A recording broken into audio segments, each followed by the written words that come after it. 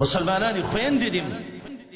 خپلې کپړې د پیغمبر په طریقه کې خپلې لوپټې دي د پیغمبر په طریقه کې کومه ښځه چې مونځ کوي او د هغې ویښته په لوپټه کې ښکاري نرۍ لوپټۍ علماو نه بیا تپوس کوي د دې ښځې مونځ نه کېږي کما ښځه چې د وروځو ویښته وباسي محمد رسول الله وایي زما الله دې په دې لعنتۍ باندې لعنت وکړي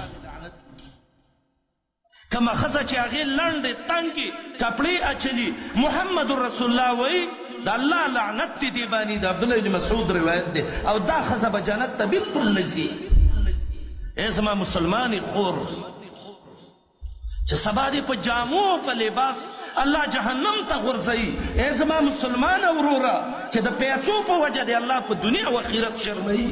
ولې د پیغمبر خلاف کوي زما ورونو د نن نه بعد قص وکوي بعضې وایي یاره موږ څه وکړو ته دا وکړه چې کپړې ګنډې ټیلر ته وایي زما پنسۍ به ډېرې نه اوږدې ولې زما الله مانه خفه کېږي زما پیغمبر مانه خفه کېږي زما قبر پې تباه کېږي زه پې د جهنم اور ته ځم او د دغې د ټینګې نه یم